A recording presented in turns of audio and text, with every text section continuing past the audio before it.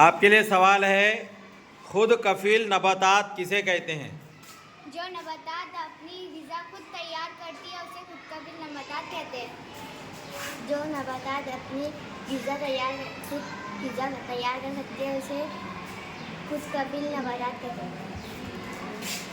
जो नबातात अपनी खुद ग़िज़ा तैयार करते हैं उसे खुद कफील नबातात कहते हैं। जो नबातात अपनी खुद ग़िज़ा इस्तेमाल करते हैं उसको तैयार करती है उसको खुद कफील नबातात कहते हैं। जो नबातात अपनी ग़िज़ा खुद तैयार करती है उसे खुद कफील नबातात कहते हैं।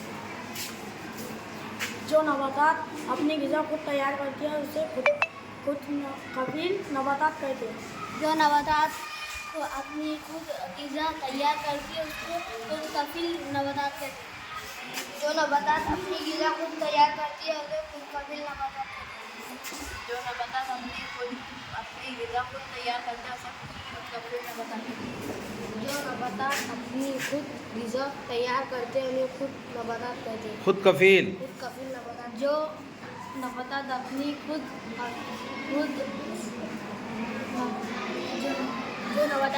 की ग़िज़ा तैयार करते हैं उन्हें खुद कफील नबातात कहते हैं। जो नबातात अपनी खुद की ग़िज़ा तैयार करते हैं उसे खुद कफील नबातात कहते हैं। जोर से बोलो। जो नबातात अपनी ग़िज़ा खुद तैयार करते हैं उसको खुद कफील नबातात कहते हैं।